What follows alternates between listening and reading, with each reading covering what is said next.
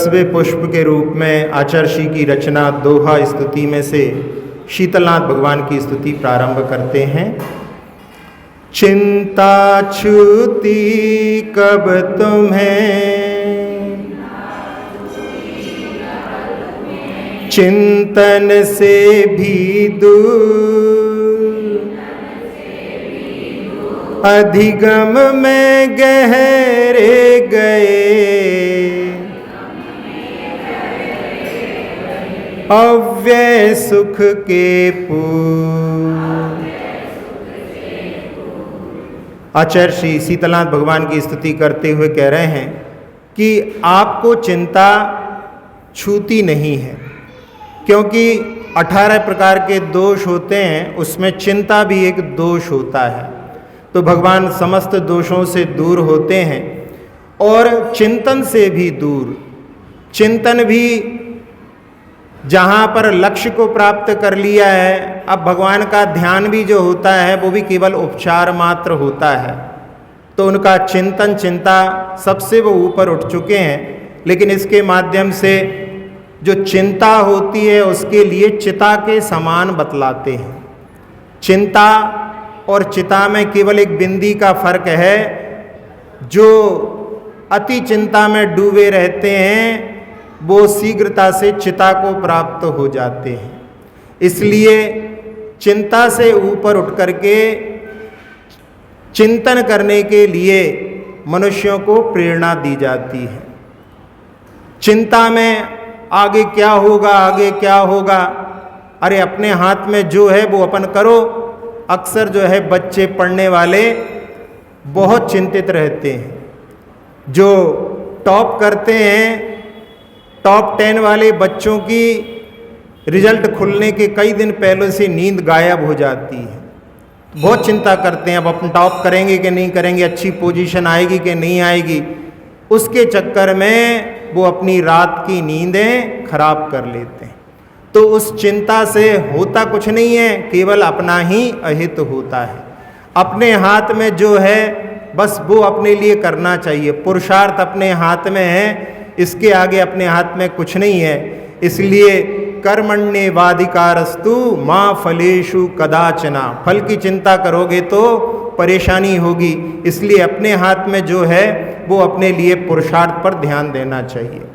और चिंतन यदि सकारात्मक होता है तो फिर चिंता उत्पन्न नहीं होती। यदि चिंतन नकारात्मक होता है तो उसमें चिंताओं से वो ग्रसित रहता है। अपनी सोच सकारात्मक है कि नहीं पता करना हो तो उसके लिए जो व्यक्ति अपने घर में ऐसा समझता है कि मैं सबसे ज़्यादा काम मैं ही करता हूँ, तो अभी समझना चाहिए कि अभी अपनी सोच में परिवर्तन की आवश्यकता है। यदि हमें दूसरों की सफलता में, दूसरों की तरक्की में ये लगता है कि इन्होंने गलत तरीके से तरक्की की है, तो ये भी हमारे लिए प्रश्न चिन्ह है। यदि सामने वाले के बच्चों के लिए लगता है कि इनके बच्चे तो सिफारिश से अच्छे नंबर लाए होंगे, तो यहाँ पर भी हमें परिवर्तन की आवश्यकता है। जो वर्तमान में असंतुष्ट रहते हैं, अधिकतर जो है वृद्ध लोगों के साथ होता है, वो सुनाते रहते हैं, भैया क्या जमाना था हमारा, 1 रुपए का 8 किलो 10 किलो घी आता था। पुरानी बातों को याद कर करके वर्तमान में संतुष्ट नहीं होते। तो ये भी जो है सोच में हमारे लिए विचार करने के लिए प्रेरित करता है। और जिनको वर्तमान का मौसम भी अच्छा नहीं लगता, जो वर्तमान में जब भी रहेंगे, गर्मी में तो गर्मी का रोना रोते रहेंगे, बरसात में जो है अब कितनी परेशानी हो रही, बाहर ही नहीं निकल पा रहे हैं, ठंड में जो है बड़ी परेशानी है, कपकपी छूट रही है। तो जो कभी भी संतुष्ट नहीं होते वर्तमान से, वो भी जो है अपनी सोच को परिवर्तन करके और इसके माध्यम से चिंतन की धारा को प्रशस्त कर सकते हैं। वरना इसके माध्यम से पीड़ित होंगे, क्योंकि ये चिंताएं जो है उनका कभी भी साथ नहीं छोड़ेंगे। और साथ ही साथ में बहुत सारे ऐसे भी लोग होते हैं जो सेवा देते हैं। पेपर वाला भी आता है, दूध वाला भी आता है, बच्चे भी ट्यूशन पढ़ने जाते हैं, उन लोगों के लिए पेमेंट करने में आगे दे देंगे, अभी जल्दी क्या है। यदि ऐसी भी जो है सोच रखते हैं तो वो भी जो है सोच परिवर्तन करने योग्य है। तो इसके माध्यम से सकारात्मक सोच को प्राप्त करके उसमें जो है चिंतन जो होता है वो वहाँ पर चिंताओं से रहित होता है। ऐसे चिंतन को प्राप्त करने के लिए प्रेरणा अपन इसके माध्यम से ले सकते हैं। फिर इसमें कहा अधिगम में गहरे गए। अधिगम का अर्थ होता है ज्ञान। भगवान ने ज्ञान की गहराई को, उसकी पूर्णता को, उसके तल तक उसको प्राप्त किया है। और अव्यय सुख के पूर्व, अव्यय सुख जो होता है, अव्यय का अर्थ होता है जो कभी भी व्यय नहीं होता, कभी भी नाश नहीं होता, ऐसे अविनाशी सुख को, अनंत सुख को उन्होंने प्राप्त किया है। उसके सुख से वो पूर्ण हैं। इसलिए ऐसे भगवान की आराधना करने से हम भी जो है शाश्वत सुख के लिए प्राप्त करने की भावना कर सकते हैं। अगले काव्य पर युगों युगों से युग बना,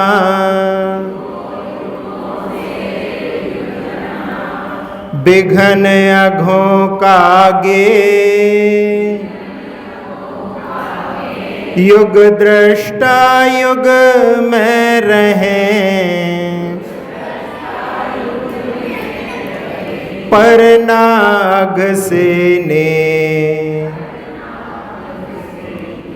हाँ, यहाँ पर आचार्य जी कह रहे हैं कि ये युग जो है युगों युगों से, सदा से जो है विघ्न और अघों का गेह बना हुआ है, स्थान बना हुआ है, जहाँ लोगों की मेंटेलिटी संसार में परिभ्रमण कर रहे हैं। तो उसमें कारण एक होता है क्रैब मेंटेलिटी।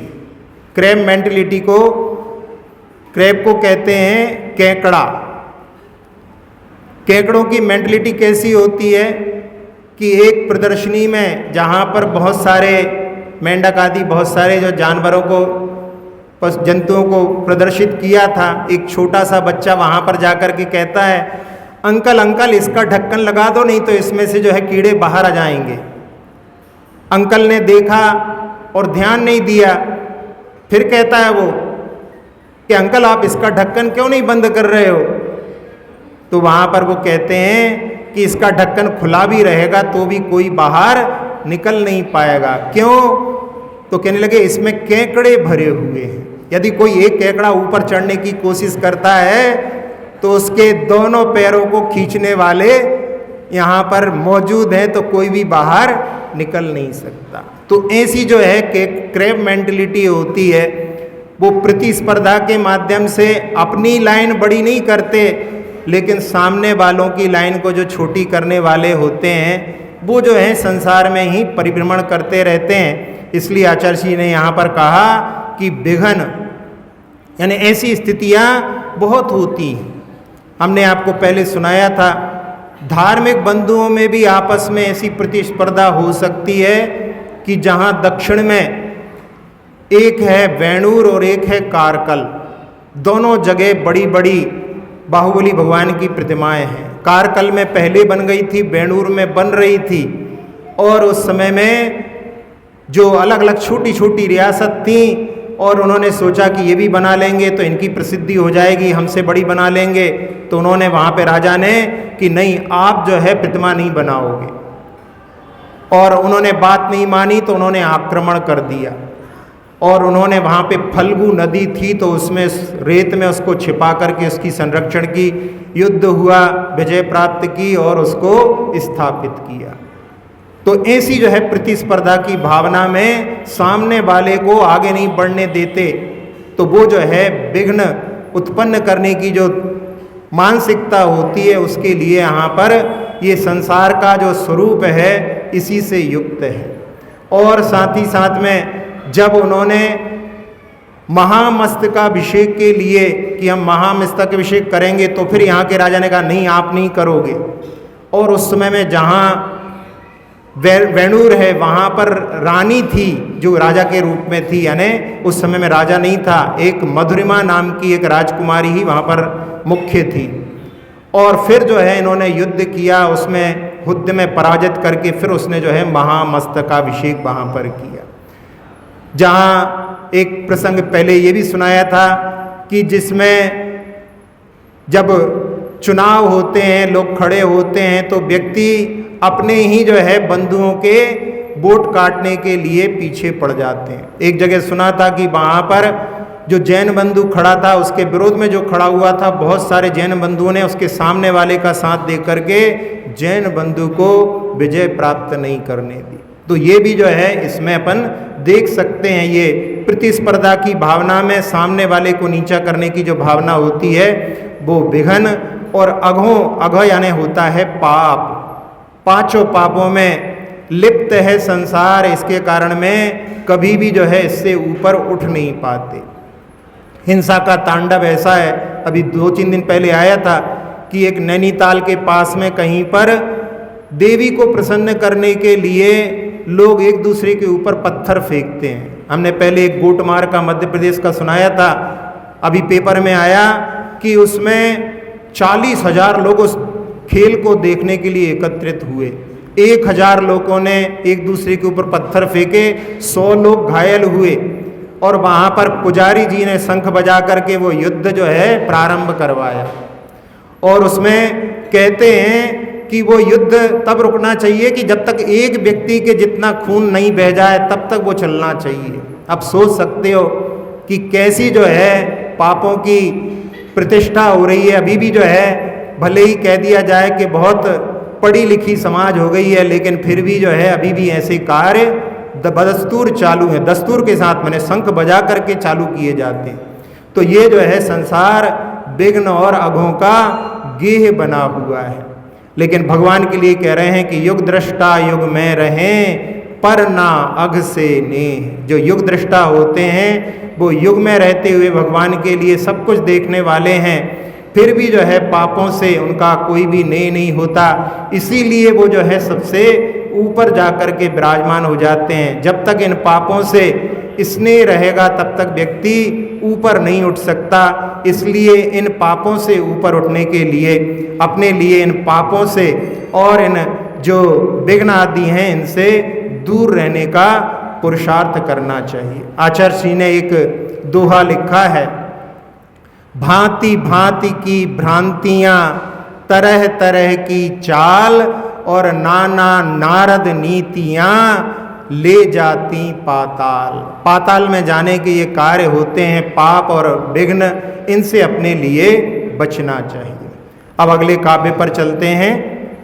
शीतल चंदन है नहीं, शीतल हिमनानी, शीतल जिन तव मत रहा, शीतल हर तापी। आचार्य जी कह रहे हैं कि संसार में चंदन को बड़ा शीतल माना जाता है, लेकिन वो भी इतना शीतल नहीं है। ना बर्फ और ना ठंडा पानी इतना शीतल है जितना शीतल जिनेंद्र भगवान के द्वारा प्ररूपित मत है। और वो शीतल इतना है कि पीर को, दुख को हरने वाला है। बाकी जो सब चीज़ें हो सकती हैं वो शरीर के ताप को हर सकती हैं, लेकिन मन के संताप को हरने वाला जो है वो जिनेंद्र भगवान का मत है। संसार में बहुत सारी ऐसी मिथ्या भ्रांतियों के कारण में व्यक्ति दुखी होता है, जिनका वर्णन करके भगवान ने उनसे ऊपर उठने की प्रेरणा दी है। एक होती है कर्तृत्व बुद्धि। कर्तृत्व बुद्धि में व्यक्ति कि मैं पर का करता हूँ और उसके कारण में लगा रहता है, पर के कार्यों में लगा रहता है, अपने बारे में कभी सोचता नहीं है, दूसरों के बारे में ही सोचता रहता है। एक घटना भी थोड़े दिनों पहले आई थी कि एक माँ ने जो है अपने बच्चों की पढ़ाई के लिए बस के आगे कूद करके जान दे दी। उसको किसी ने समझा दिया कि यदि ऐसे मरण हो जाता है तो 40,000 रुपये मिलते हैं। बच्चे पढ़ने वाले नहीं थे, यानी पढ़ाई के लिए पैसा नहीं था, तो उसने जो है अपना बलिदान कर दिया। अब उसमें उनकी तो चिंता की, लेकिन अपना जो है कितना हित कर लिया उसकी ओर दृष्टि नहीं। ऐसी संसार में होता है व्यक्ति सबके बारे में सोचता है, परिवार के बारे में क्या होगा, बच्चों के बारे में क्या होगा, लेकिन अपने बारे में सोचता नहीं। वाल्मीकि के बारे में सुना होगा आप लोगों ने। वाल्मीकि लूटने का कार्य करते थे और उस समय में एक साधु ने कहा कि जो तुम पाप कर रहे हो इसमें सब लोग हिस्सा देंगे क्या, तुम्हारे परिवार वाले? कहले क्यों नहीं देंगे? कहले जा करके पूछ करके आओ। तो उन्होंने कहा बेवकूफ़ समझ रखा है, हम घर जाएं और तुम यहाँ से भाग जाओ। तो उन्होंने कहा भैया बांध करके चले जाओ, पूछ करके आओ। और उसने सही में बांध दिया। और जब पूछने गया तो घर वालों ने कह दिया आप अच्छे से लाओ चाहे खराब से लाओ, हमें तो खाने से मतलब है। आप कहोगे कि हम राजा के यहाँ दंड लेने जाएं, नरक की बात तो दूर, हम राजा के सामने भी दंड के भाग लेने नहीं जाएंगे। तब उसको समझ में आया कि मैं समझता था कि सारा परिवार जो है मेरे इस व्यवसाय में संलग्न है, लेकिन ये तो सब कह रहे हैं कि भाई हमें तो केवल आपकी जिम्मेदारी है, आपको पालन पोषण करना है। तो उस समय उसने जो है पाप कार्य को छोड़ने का मन बनाया। ऐसे ही यहाँ पर जो है कर्तृत्व बुद्धि के कारण में व्यक्ति दुखी होता है।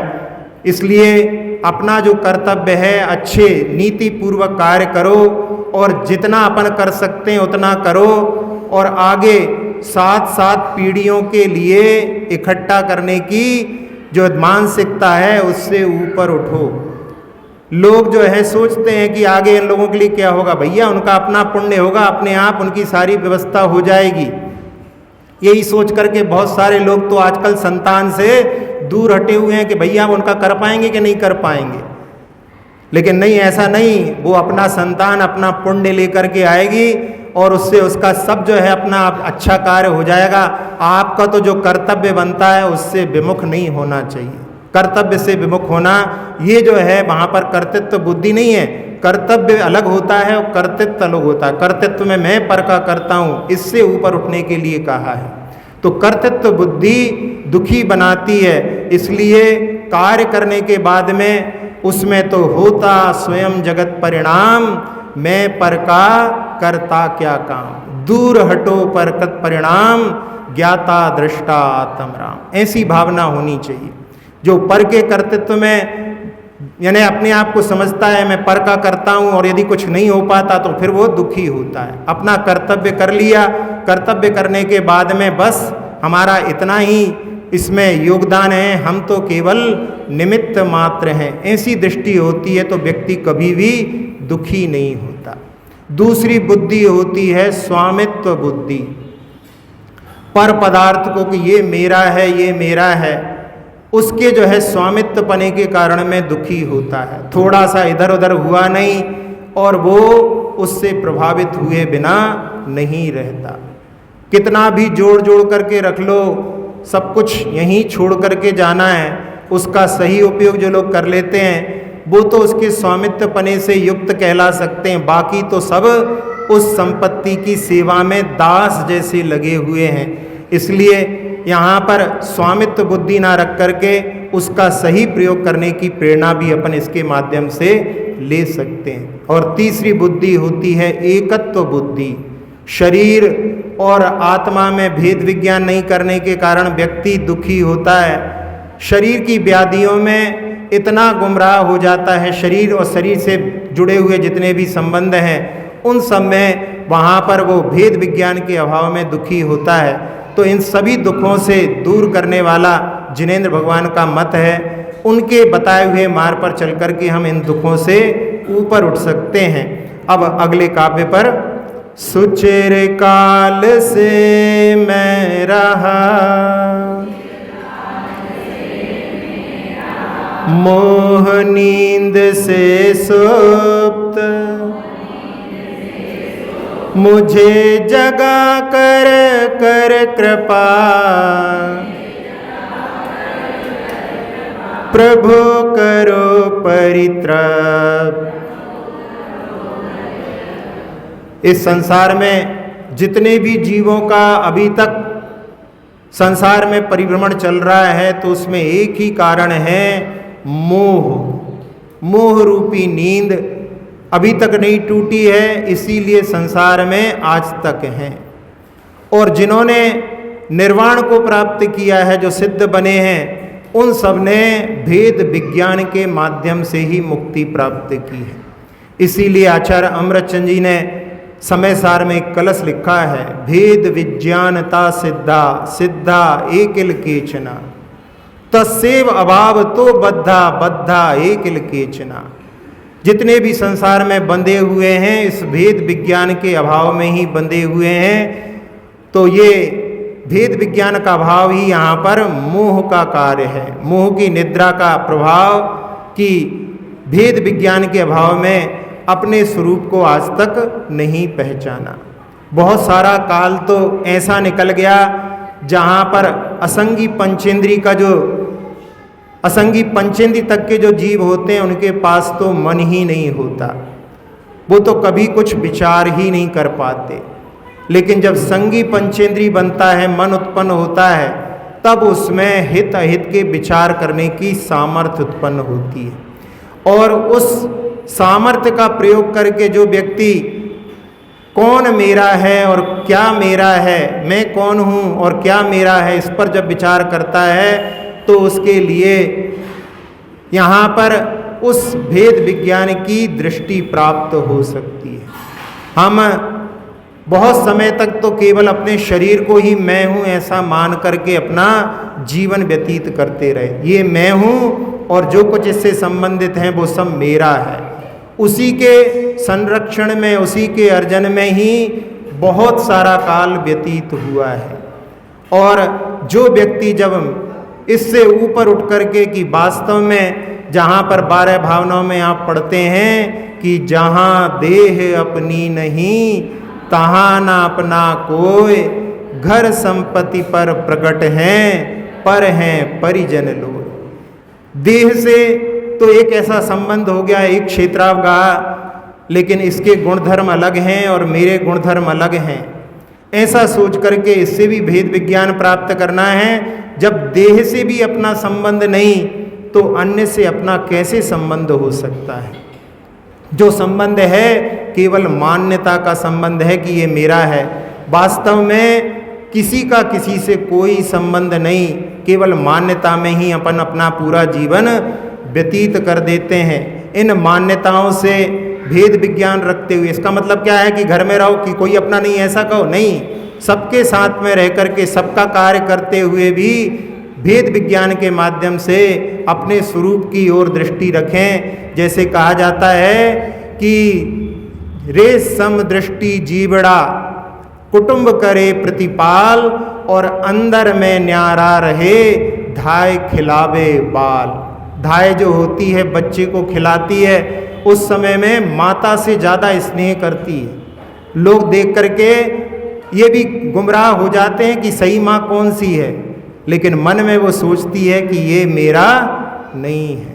बस ऐसा ही सबके बीच में रह करके इस भेद विज्ञान के माध्यम से थोड़ा सा समय निकाल करके प्रतिदिन अपने लिए प्रातः काल में कि मैं कौन हूँ और मेरा क्या है, ये यदि विचार करना प्रारंभ कर दें तो ये मोह निद्रा जो अनादिकाल से चली आ रही है वो यहाँ पर समाप्त हो सकती है। यहाँ पर जल रहा हूँ ज्वाला से, आप मुझे परितृप्त करो। ये वीतराग विज्ञानता ही जो है अपने लिए इस जो नींद है उससे जागृत करके और अपने लिए परितृप्त कर सकती है। ऐसी भावना से कि सारे संसार के प्राणी इस वीतराग धर्म का पालन करके और अपने आत्मस्वरूप को प्राप्त करें। इति श्री शीतलनाथ जिनेन्द्राय नमो नमः। अक्षर पद मात्रा से दूषित वचन अगर ममहीन रहे, और प्रमाद कषाय के वश में सम्यक अर्थ विलीन किए। जिन वाणी माता मेरी उन सब त्रुटियों को क्षमा करे, दयाशीष शीघ्र हम सबको केवल लब्धि रमा मिले। प्राप्त हमें हो बोधि समाधि परिणामों की शुद्धि हो, निज आत्म उपलब्ध हमें हो शाश्वत सुख की सिद्धि हो। चिंतित वस्तु दात्री माता चिंतामणि उपमा भाती करूं वंदना पूर्ण विनय से चरण रखूं मैं ये पाती कर जिन वाणी स्तुति तन की ममता टार महामंत्र का जाप अब सभी जपे नव बार।